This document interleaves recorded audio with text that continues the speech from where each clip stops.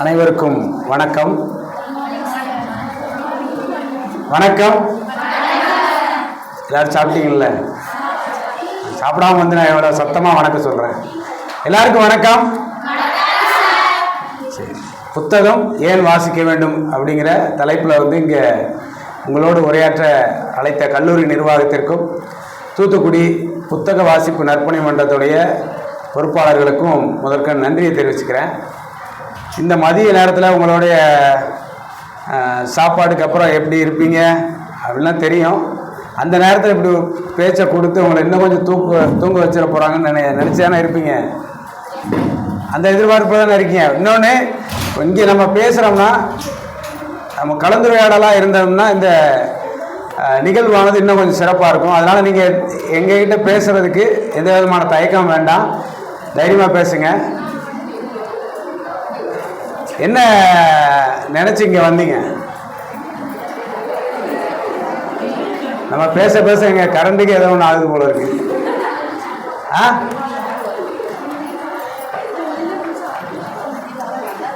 புத்தகம் ஏன் வாசிக்கணும் அப்படிங்கிற பார்க்கறதுக்கு முன்னாடி நம்ம ஒரு பாட்டு பாடலாமா? நான் ஒரு வரி பாடினேன், நீங்கள் திருப்பி பாடணும். ஆமாம், உங்கள் குரல்லாம் அந்த சங்கீதம்லாம் இருக்கணும்னு அவசியம் இல்லை, நானே அப்படி தான் பாடுவேன். அதெல்லாம் நீங்கள் கவலைப்பட வேண்டாம். நான் பாடுறத விட நீங்கள் நல்லா பாடுவீங்க நம்பிக்கை இருக்கு. பாடுவோமா? இல்லையா? பாதி பேருக்கு விருப்பம் இல்லை போல இருக்கு. இல்லை, இன்னும் கொஞ்சம் பேர் இருக்காங்க. பாடிடுவோமா? இன்னும் தயக்கம் நிறைய இருக்கு. தயங்கவே வேண்டாம், நீங்கள் மாட்டு பாடலாம். பாடலாமா? சரி, நீங்கள் பாட்டு நல்லா இருந்தால் திருப்பி பாடுங்கண்ணே. கொஞ்சம் பேர் நீங்களே பாட ஆரம்பிச்சிருங்க. தானானேனா தானானேனா தானானே தானானே தானானேனா. அல்ல, தானானேனா தானானேனா தானானே தானானே தானானேனா. சத்தமா?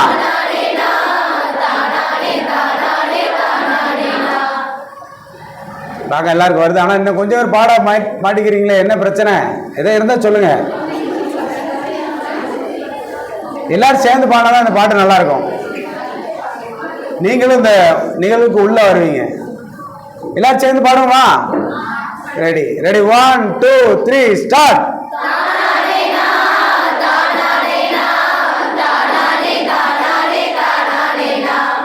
தானானேனா தானானேனா தானானே தானானே தானானேனா. இப்போ அடுத்த வரையும் நான் பாடி முடிக்கிற வரைக்கும் வெயிட் பண்ணுங்க. அடுத்த உங்களை பாட கை காட்டும் போது பாடுங்க. நான் குட்ட நானும் குட்ட, நான் நெட்ட நானும் நெட்ட.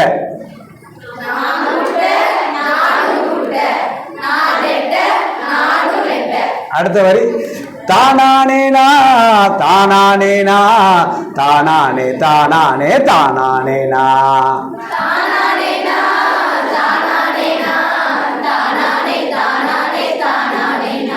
நான் கருப்பு நானும் கருப்பு, நான் சிவப்பு நானும் சிவப்பு.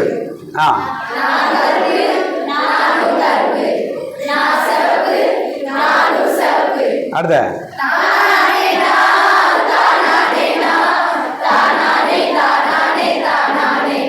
தாளம் இல்லாமல் பாடுற மாதிரி இருக்குல்ல, நம்ம கிளாப் பண்ணுவோம். ஓகேயா? நான் குண்டு நானும் குண்டு, நான் ஒல்லி நானும் ஒல்லி, நான் குண்டு நானும் குண்டு, நான் ஒல்லி நானும் ஒல்லி. தானானேனா தானானேனா தானானே தானானே தானானேனா.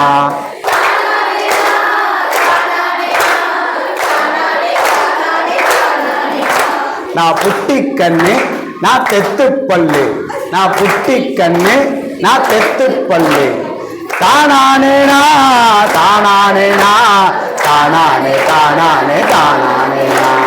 தானானேனா தானானேனா தானானே தானானே தானானேனா. நான் கருப்பு நானும் கருப்பு, நான் சிவப்பு நானும் சிவப்பு. தானானேனா தானானேனா தானானே தானானே தானானேனா தானானேனா தானானேனா தானானே தானானே தானேனா.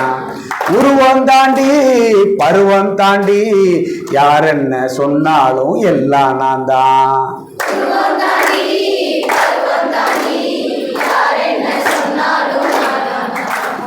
உருவம் தாண்டி பருவம் தாண்டி யார் என்ன சொன்னாலும் எல்லாம் நான் தான்.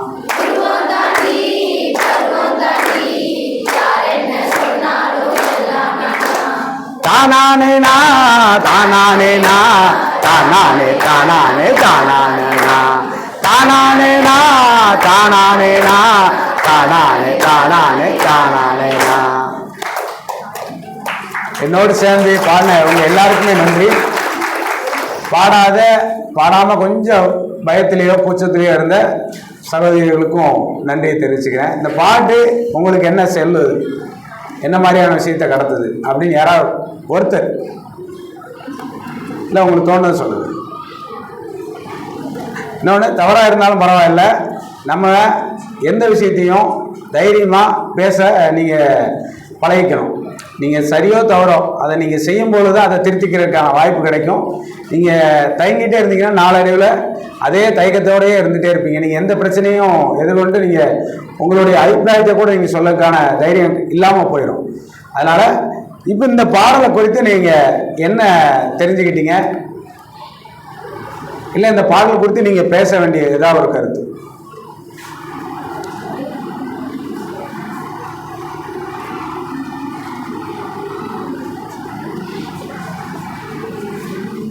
என் பிறகு சொன்ன கலந்துரையாடல்னா நம்ம எல்லாம் சேர்ந்து பேசணும்.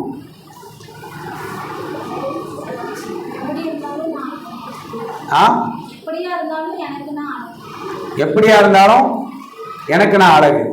சிறப்பு, வெரி குட். பாடல் வந்து இந்த ஒரு புரிதலை உங்களுக்கு ஏற்படுத்தி இருக்குது. அடுத்த வேற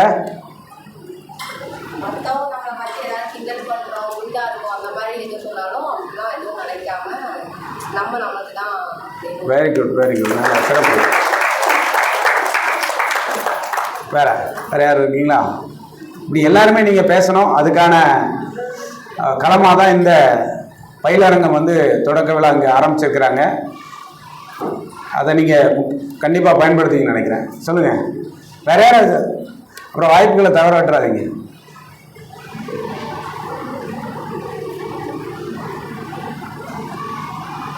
அவ்வளோதானா?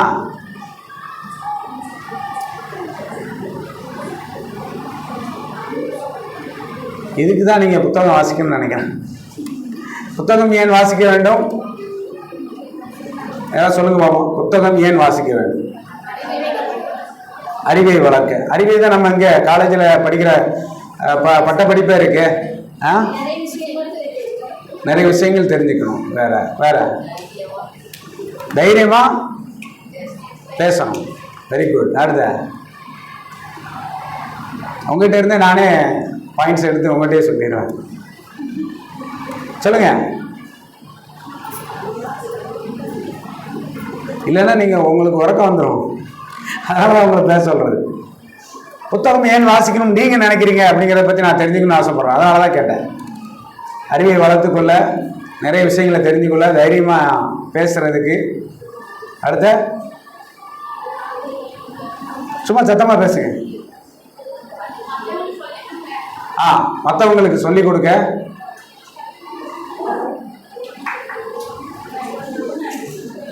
Very good, very good. அவ்வளோதானா? புத்தகம் வாசிச்சா இந்த நாள் தானா? புத்தகம் வாசிச்சா இந்த 4 விஷயம்தான் நமக்கு கிடைக்குமா? 4 பயன் தான் கிடைக்குமா? நிறையனா என்னன்னு தெரியாமல் நம்ம ஒரு விஷயத்தை நம்ம செய்யக்கூடாது இல்லையா? அப்போ நீங்கள் தெரிஞ்சுக்கணும். புத்தக வாசிப்பு என்னென்ன ஏற்படும் நன்மைகளை பற்றி எழுத்தாளர் மாரிமுத்து அவர்கள் பேசுவாங்க. நான் வந்து ஒரு வீதி நாடகம் மற்றும் நாட்டுப்புற கலை பயிற்சினராக இருக்கிறேன். சில திரைப்படங்கள் நடிச்சிருக்கிறேன். எனக்கு புத்தக வாசிப்பின் மேலே மிகுந்த ஈடுபாடு உண்டு.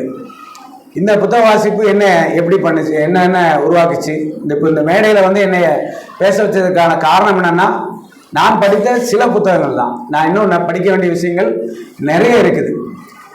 அப்படி ஒரு சில புத்தகங்களை படித்த அண்ணன் ரவி அண்ணனுக்கு ஏற்பட்ட மாற்றம் என்னென்னா, அவருக்கு தெரிஞ்ச ஒரு சின்ன சின்ன புத்தகங்களை படிக்க போய் இந்த மாதிரியான பயன்களை எல்லாரும் பெறணும் அப்படின்னு உங்களை போல கல்லூரி மாணவிகளுக்கு இந்த நிகழ்வு எங்கள் மூலியமாக கொண்டு வந்து சேர்க்கணும்னு ஒரு பண்பை உருவாக்கியிருக்குன்னா அது புத்தக வாசிப்பின் மூலியமாக தான். இந்த புத்தக வாசிப்பின் மூலியமாக தான் எவ்வளவு அவருக்கு நம்ம மேலே ஒரு பேரன்பே உருவாகிருக்கு. எனக்கு வந்து இதில் அறிவை வளர்க்குறது, அப்புறம் நம்ம 4 பேருக்கு பயனுள்ள வகையில் வாழ்கிறது, இந்த மாதிரி கருத்துக்கள்லாம் உடன்பாடு இருந்தாலும் புத்தக வாசிப்பு ஒரு முக்கியமான வேலையை நமக்குள்ளே செய்யும். அது என்னென்னா, அதை பற்றி தான் நம்ம இப்போ பாடணும். நம்மக்கிட்ட இங்கே இருக்கிற எல்லாருமே, நான் உள்பட, உருவக்கேலியை நம்ம சந்திச்சுட்டு வந்திருப்போம் இல்லையா? ஏதோ ஒரு வகையில் நம்ம ஒல்லியாக இருந்தாலும் ஒல்லி அப்படிம்பாங்க, குண்டாக இருந்தால் குண்டும்பாங்க, பல் ஏற்றி இருந்தால் தித்து பல்லும்பாங்க, கண்ணாடி போட்டிருந்தா சோடா புட்டிம்பாங்க. இப்படி ஏதோ ஒரு வகையில் நம்மளை உருவக்கேலி பண்ணியிருப்பாங்க. இது உருவத்தை மட்டும். இந்த உருவக்கேலி மாதிரியான விஷயங்கள் நிறைய இருக்குது. நம்மளை மனிதர்களை வந்து பாகுபடுத்தி பார்க்குறதுக்கு எதெல்லாம் வச்சு பாகுபடுத்தி பார்க்குறாங்க? உயர்வு தாழ்வு அப்படின்னு. உயர்வு தாழ்வா ஒரு மனிதர்களை எதெல்லாம் வச்சு பிரிவினை பண்ணுறாங்க? பணம், பொருளாதார அடிப்படையில் இவன் உயர்வானவன், இவன் தாழ்வானாங்கிறாங்க. அடுத்த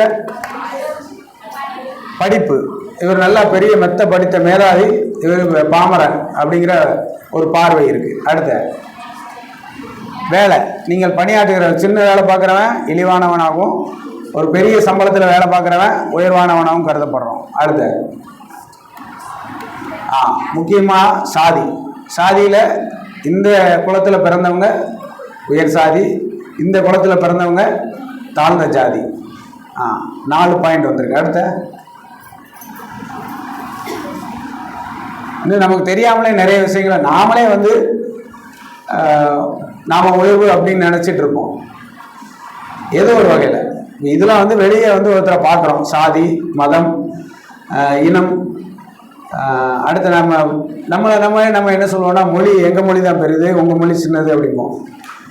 எல்லா மொழியும் அந்த மொழி மக்களுக்கு அவங்களுக்கான தாய்மொழி நல்ல மொழி தான். அடுத்த மொழி வந்து கெட்டது அப்படின்னு நம்ம சொல்கிறதுனால அதுவும் ஒரு பண்பற்ற செயல் தான். நம்ம தேசம் உயர்ந்தது, மற்ற தேசம் தாழ்ந்தது அப்படின்னு சொல்கிறது இது பாகுபாடு தான். இதுவும் பாகுபாட்டுக்குள்ள வரையறைக்குள்ளே வரும் அப்படிங்கிறத இந்த புத்தகம் வாசிப்பு மூலியமாக தான் நான் அறிகிறேன். அதாவது ஒரு சாதி ரீதியாகவோ பண ரீதியாகவோ உங்களுக்கு வெளிப்படையாக தெரியும். சில உணர்வுகள் நாம் வந்து நல்லா படிச்சிருக்கோம், நம்ம எம்ஏ படிச்சிட்டோம், எம்எஸ்சி படிச்சிட்டோம், எம்எட் படிச்சிட்டோம், என்னென்னமோ உயர் படி பிஹெச்டி முடிச்சிட்டோம், அதனால நான் உயர்ந்தவன். ஏதும் படிக்காத ஒரு குடும்பஸ்தர் வந்து கீழானவன் அப்படி நம்ம நினைக்க முடியுமா? நினைக்கிறது தவறா சரியா? தவறு தானே? அதை வந்து இந்த வாசிப்பின் மூலம் நம்ம அறியணும். ஒரு உருவத்தின் மூலமாகவும், நம்மகிட்ட இருக்கிற பணத்தின் மூலியமாகவும், அவங்க சாப்பிட்ற உணவின் மூலமாகவும் கூட பாகுபாடு பார்க்குறாங்க. தெரியுமா உங்களுக்கு? நீ இந்த சாப்பாடு சாப்பிட்டனா இந்த கீழானவன், இந்த சாப்பாடு சாப்பிட்றவன் தான் உயரானவன். இந்த பாகுபாடெல்லாம் வந்து நாம் என்னதான் பட்டறிவு, மேல் படிப்பு இதெல்லாம் படித்தாலும் கூட மாறாத ஒரு பாகுபாடாக இருக்குது. இது புத்தக வாசிப்பு என்ற ஒரு பழக்கத்தின் மூலியமாக உங்கள்கிட்ட இருந்து அகலுங்கிறத ஒரு உறுதியை நான் தரேன். அந்த புத்தகம் வாசிக்கிற மூலயமா நீங்கள் ஒரு சக மனிதனாகவே நீ மதிக்கணும். அவருடைய உடையோ, அவருடைய பணமோ, அவருடைய பதவியோ, அவருடைய உணவோ, அவருடைய சாதியோ, அவருடைய மதமோ, அதை வச்சு நீ மரியாதை செலுத்த வேண்டாம். அவர் சக மனிதனா நல்லவரா, அதற்கான மரியாதை நம்ம கொடுத்தே ஆகணும். சக மனிதனிடம் நட்பு பாராட்டுறதும் இந்த பண்பு தான். அப்போ நமக்கே தெரிஞ்சிடும். இன்றைக்கும் நிறைய வட மாநிலத்தில் இங்கே வந்து வேலை செய்கிறாங்க, அவங்கள நம்ம வடக்கன்னு சொல்கிறதும், சில மொழி இதை வந்து இவங்கள வந்தேரிகள் நம்ம ஒருத்தரை பிராண்ட் பண்ணுறதும் இந்த மாதிரி விஷயங்கள்லாம் நாம் கல்வி கற்காத சூழ்நிலையால, கல்வி இல்லை சாரி, இந்த புத்தகங்கள் வாசிக்காத சூழ்நிலையால தான் உருவாகுது. நிறைய புத்தகம் வாசிக்காதனால காரணம் என்ன பலன் ஆகுது தெரியுமா? வாட்ஸ்அப் யூனிவர்சிட்டியில் படித்த நிறைய மேதாவிகள் உங்கள்கிட்ட வந்து ஏமாத்துறாங்க. சில விஷயங்களை வந்து உங்கள்கிட்ட மேனிப்புலேட் பண்ணுறாங்க. வெறும் வாட்ஸ்அப் வதந்திகளை மட்டுமே வைத்து இங்கே இப்படி நடக்கு அங்கே அப்படி நடக்குன்னு நம்ம சொல்கிறோம். நம்ம பொதுவான இந்த புத்தக வாசிப்பு வந்துட்டாலே உண்மை என்ன நிலவரம் அப்படின்னு தெரிஞ்சிடும். நீங்கள் ஏன் வாசிக்கணும்னா எதை குறித்தும் எல்லாவற்றையும் ஏன்னு கேட்குற ஒரு பழக்கத்தை உண்டாக்கிக்கணும்னா நீங்கள் வாசிக்கணும். சரிங்களா? செய்வோம். இந்த ஆரம்பத்தில் நம்ம ஒரு பாடல் பாடினோம் இல்லையா? இது வந்து ஒரு குழந்தைகள் வந்து மலைவாழ் இன மக்களில் ஒரு குழந்தைகளாக எழுதி பாடின, இசையமைச்சு பாடின இந்த பாட்டு உறவுக்கேலியை அதை வந்து கூடாது அப்படிங்கிற மையக்கருத்தை வச்சு இந்த இது எழுதுனாங்க. அதாவது நான் ஒரு ஏதோ ஒரு வகையில் உறவு கேலிக்கு உட்படுத்துக்கிற ஆளாக இருந்தாலுமே நான் எனக்கு என்னுடைய அறிவு, என்னுடைய கல்வி அந்த இதில் நான் வந்து நல்ல ஒரு செயல்பாட்டில் இருக்கிறேன், நல்ல அறத்தோடு தான் இருக்கேன் அப்படிங்கிற ஒரு உணர்வை கொடுக்கணும். நீங்கள் என்ன சொன்னாலும் என்னுடைய பண்பை மாற்றிக்க முடியுமா? நீங்கள் வந்து குண்டுன்னு சொன்னால் நான் என்னுடைய வேலையை செய்யாமல் போயிடுவேனா இந்த சமூகத்துக்கு? இல்லை. அப்போ இது வந்து மற்றவங்க நம்மளை கிண்டல் பண்ணாலும் சரி, நாம் மற்றவங்களுக்கு அதை செய்யாமல் இருக்கணும். இந்த மாதிரியான பழக்க வழக்கங்களை இந்த புத்தக வாசிப்பு வந்து உங்கள்கிட்ட இருந்து கொண்டு வரும். அது போக இன்னும் என்னென்ன இருக்குது, நிறைய இருக்குது. நீங்கள் சொன்னதே இருக்குது. நம்மகிட்ட இருந்த ஒரு அகந்தை அகலும், அறியாமை நீங்கும். அப்புறம் என்னது, நம்மகிட்ட என்னென்ன குறைகள் இருக்கோ அது எல்லாம் கொஞ்சம் தெளிவாகும். நம்ம தேவையில்லாமல் நிறைய விஷயங்களை அது பிரயோஜனமே இருக்காது. அந்த விஷயங்களை ஒரு வாக்குவாதத்தை நம்ம மேற்கொண்டுட்டு இருப்போம். என்னது, எங்கள் தலைவர் தான் பெஸ்ட்டு ஹீரோ, உங்கள் ஹீரோ தான் பெஸ்ட்டு அப்படின்னு நமக்குள்ளே அடிச்சுக்கிட்டு இருப்போம். இதெல்லாம் இந்த புத்தக வாசிப்பு மூலிமா ரொம்ப எளிதாக நீங்கள் கடந்து போகலாம். எது இந்த சமூகத்துக்கு அவசியம், நீங்கள் இந்த சமூகத்துக்கு என்ன செய்யணும், உங்கள் சமூகம் இந்த மக்களுடைய வாழ்வியலை வழிகளை நீங்கள் இந்த புத்தகத்தின் வாயிலாக நிறைய பேர் படிக்கணும். ஒரு சின்ன புத்தகம் தான் இங்கே அண்ணனை வந்து இவ்வளோ இப்படி வேலைகளை செய்ய வச்சுருக்குன்னா நம்புவீங்களா? ஒரே ஒரு புத்தகம் தான்.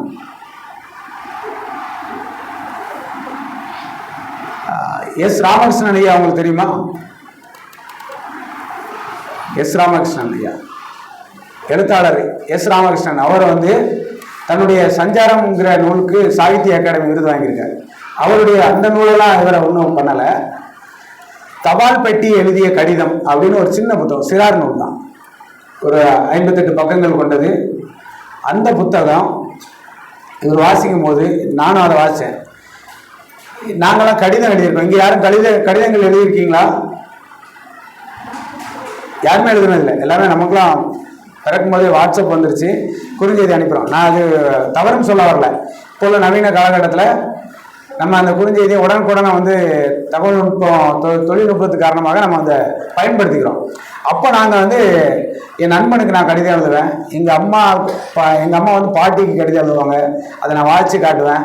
இந்த மாதிரி விஷயங்களெல்லாம் இந்த புத்தகத்தின் வாயிலாக நான் வந்து என்னை நினைவூட்டிய விஷயங்களை சொல்கிறேன். அந்த தபால் பெட்டி எழுதிய கடிதம் புத்தகத்தில் ஒரு தபால் பெட்டி, தபால் துறையில் கடிதம் எழுதுகிற பழக்கம்லாம் குறைஞ்சி போச்சு. அதனால் அந்த தபால் பெட்டிகளெல்லாம் அகற்றி ஒரு அறையில் போட போகிறாங்க. அந்த அறையில் இந்த தபால் பெட்டி போகுது, கிடைக்கும் போது அது ஒரு தனக்கு யாருக்காவது ஒருத்தருக்கு இவ்வளோ காலமாக எனக்கு லெட்ரு வந்து யாருமே எழுதுனதில்லை, நான் பல பேருக்கு லெட்டரை கொடுத்துருக்கேன், நான் யாருக்காவது ஒருத்தருக்கு லெட்டர் எழுதணும் அப்படின்ட்டு அவங்க அந்த தபால் பெட்டிக்கு ஒரு நண்பன் இருந்தான், தங்கமுத்துன்னு அப்படின்னு ஒரு பையன். அந்த பையன் தான் அடிக்கடி வந்து தபால் பெட்டிகிட்ட பேசுவான். அந்த தபால் பெட்டிக்கு டாமா அப்படிங்கிற பெயரும் வச்சு அதுக்கு ஒரு தொப்பியும் மாட்டி விட்டுருப்பான். அது அழகாக இருக்கும். அவங்க 2 பேருக்கான இது வந்து உண்மையாக இல்லாட்டாலும் அந்த உரையாடல் உங்களுக்கு நல்லா இருக்கும். ஏன்னா தபால் பெட்டி எங்கேயாவது பேசியிருக்கா? பேசாது. ஆனால் இந்த தபால் பெட்டியை நினைவு கூடும். அந்த பையன் வந்து பேசினது அந்த எல்லாத்தையுமே நினைவு கூர்ந்து அந்த எழுதும். அந்த கடிதம் போய் அந்த பையன் வளர்ந்து டெல்லியில் வேலை பார்த்துட்டு இருப்பான். அந்த பையனை போய் அவர் பெரிய ஆள் ஆனதுக்கப்புறம் இந்த தபால் போய் சேர்ந்து அவர் இந்த தபால் பெட்டியை தேடி வந்து தன்னோட கொண்டு போய் வீட்டில் வச்சுக்கிறதுக்கு போவாங்க. இந்த ஒரு சின்ன நூல் ஒரு கற்பனை கதையாக இருந்தாலும் அது நம்மகிட்ட ஏற்கனவே நடந்த ஒரு விஷயங்களை மீட்டுருவாக்கம் பண்ணி அதை நினைவூட்டி அந்த வாழ்வியெல்லாம் நினச்சி பார்க்க தோணும். அந்த ஒரு சின்ன தூண்டல் தான். அதுக்கப்புறம் என்ன ஆச்சுன்னா இதை தூய மரியன்னை கல்லூரி இருக்கு இல்லையா, அங்கே ஒரு நிகழ்வாகவே வச்சு எஸ் ராமன் ஐயாவுக்கு 100 பேர் வந்து அந்த கடிதம் வாயிலாக அந்த புத்தகத்தை குறித்து ஒரு விமர்சனம் எழுதுனாங்க. அப்புறம் அந்த புத்தக விமர்சன போட்டியும் நடந்தது, ஒரு பேச்சு போட்டியும் நடந்தது. அந்த நிகழ்வுக்கு அப்புறம் இங்கே வந்திருக்கு. அந்த ஒரு புத்தகம் என்ன செய்யுது பார்த்துக்கங்க. அப்போ இது மட்டும் இது இவ்வளோ பண்ணியிருக்குன்னா இன்னைக்கு பல்வேறு புத்தகங்கள் இருக்கு, நீங்கள் தேடிலாம் பார்க்கணும். இதில் எத்தனை பேர் நூலகங்களுக்கு போயிருக்கீங்க? நம்ம கல்லூரியில் நூலகங்கள் இருக்கா? நூலகம் இருக்கா? சத்தமாக சொல்லுங்க. தூக்கம் இருக்கான்னா சொல்லிடுங்க, இன்னொரு பாட்டு பாடிடுவோம். வேண்டாமா? நூலகம் இருக்கு. எத்தனை பேர் போயிட்டு வாரீங்க? யாரோ கை தூக்குறாங்க லைட்டாக, அப்புறம் டவுட் வந்துருச்சு, நூலகத்துக்கு போயிட்டு அப்படியே திரும்பிட்டோமா அப்படின்ட்டு. இப்போ யாருமே போகிறது இல்லையா? சரி, இவ்வளோ நாள் நடந்தது இருக்கட்டும். இப்போ வந்து இந்த பயிலரங்கம் வந்து நம்ம தொடங்கியிருக்கோம். குறைந்தபட்சம் நீங்கள் மாதத்துக்கு ஒரு புத்தகம் இல்லை வாரத்துக்கு ஒரு புத்தகமாவது நீங்கள் போய் உங்கள் படிப்பு அல்லாமல் ஜென்ரலாக பொதுவான ஒரு நூல் எடுத்து வாசிங்க. அதில் நீங்கள் வந்து சில புத்தகம் வாசித்தா மட்டும் அறிவு வளர்ந்துடும், நிறைய நல்ல விஷயங்கள் வந்துடும் அப்படிலாம் இல்லை. அதில் சொல்கிறது உண்மையா அதெல்லாம் நீங்கள் வந்து கேள்வி கேட்டு பழகுங்க. அந்த ஆசிரியர்கிட்டையுமே நீங்கள் கேட்கலாம், பேசலாம். அதுக்கான வாய்ப்புகள் தான் உங்களுக்கு இன்றைக்கி வந்திருக்கு. அதில் மின்னஞ்சல் முகவரி இருக்கும், அவருடைய அலைபேசி இருக்கும். ஒவ்வொரு நூலாசிரியருக்கும் அவங்க நூலை குறித்து ஒருத்தர் பேசினாலே அவங்களுக்கு பெரிய விருது கொடுக்குற மாதிரி.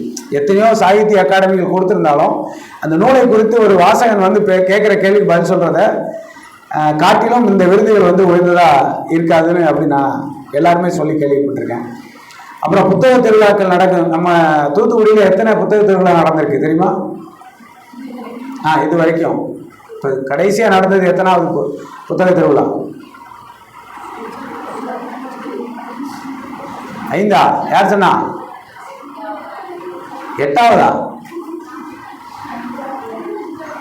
சரி, அங்கே போயிருக்கீங்களா நீங்கள்? அது கணக்கு மிஸ் ஆகிருக்கும். யாரெல்லாம் போயிருக்கா? கை தூங்க பார்ப்போம். கொஞ்சம் கையை மட்டும். என்ட்ரன்ஸ் வரைக்கும் போகிறவங்க கையை கீழே வச்சுக்கோங்க. உள்ளே போனவங்க கை தூக்குங்க. புத்தகங்களை உள்ள புத்தக கண்காட்சி போயிட்டீங்க, ஓகேயா? புத்தகங்களெல்லாம் தொட்டு பார்த்துருக்கீங்களா? புத்தகங்களை தொட்டு பார்த்துருக்கீங்க. இப்போ உங்களை புத்தகம் வாங்குற வைக்கிறதுலாம் ஈஸி தான். நீங்கள் முதல் முறையாக புத்தகங்களை நீங்கள் போய் பார்த்து அதை தொட்டாலே போதும். உங்களுக்கு அந்த ஒரு பழமொழி உண்டு, ஒரு நல்ல புத்தகம் தனக்கான வாசகனை தன்னால் தேடிக்கணும் அப்படின்ட்டு. நிறைய புத்தகங்களை நான் சேகரித்து வச்சுருக்கேன். கிட்டத்தட்ட ஒரு 1500 புத்தகம் நான் சேகரித்து வச்சுருக்கேன். ஒரு நூலகம் அமைக்க வேண்டும், அதை வந்து நடத்தணும் அப்படிங்கிறது தான் என்னுடைய பெரிய கனவாக இருந்துச்சு. இதெல்லாம் வாசிக்கிறதுக்கு வாங்கினாலும் எனக்கு எந்த புத்தகம் என்னை அழைக்குதோ அதை கண்டிப்பாக வாசிச்சுட்டு இருக்கேன். இன்னும் அந்த புத்தகங்கள் எல்லாத்தையுமே வாசிக்கணும், எல்லாரையும் இந்த வாசிப்புக்குள்ளே கொண்டு வரணும் அப்படிங்கிறது. இது எல்லாமே நடந்த எதனால்?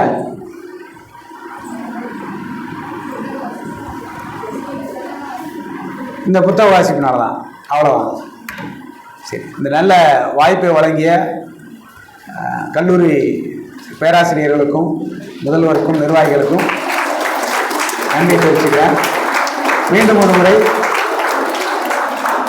புத்தக வாசிப்பு நற்பணி மன்றத்தினுடைய ஒருங்கிணைப்பாளர் ரவியண்ணனுக்கும் தலைவர் செல்வின் அவர்களுக்கும் பேரன்பையும் நன்றியும் தெரிவித்துக் கொள்கிறேன். நன்றி.